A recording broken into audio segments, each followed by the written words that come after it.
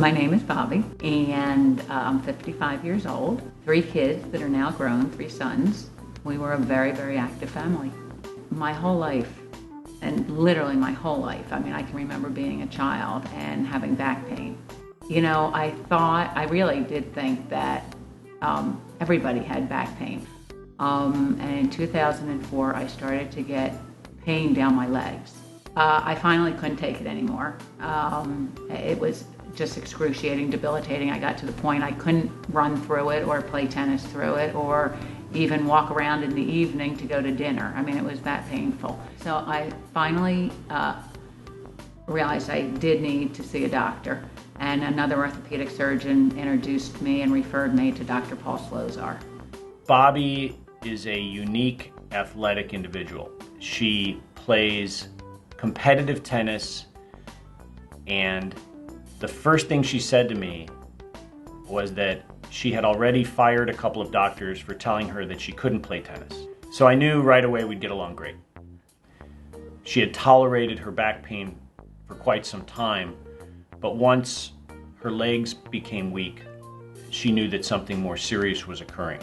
When I evaluated Bobbi, it was clear that she had a problem where she was getting compression of her spinal nerves, and also she was getting instability.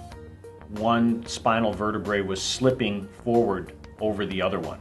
And large prospective scientific studies have shown that patients actually do better with surgery with a problem like this than with ongoing epidurals and physical therapy.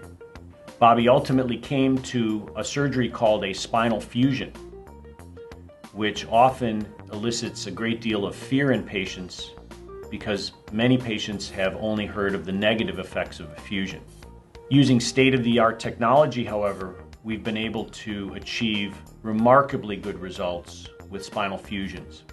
Bobbi did extremely well and has had no problems with her back.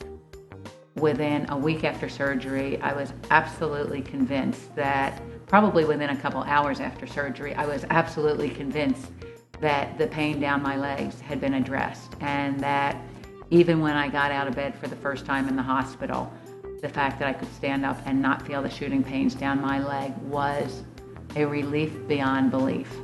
I mean, I absolutely knew I could go back to playing tennis, and I absolutely knew that I would be able to live out what was a lifelong fantasy of starting to horseback ride, which I had never done before. And in the last year, I did start horseback riding, and absolutely pain-free on the horse, absolutely pain-free on the tennis court. I can ride a bike anytime I want. I work out in the gym at least 5 days a week, and you know, I fortunately am doing what's important to me, which is not feeling my age.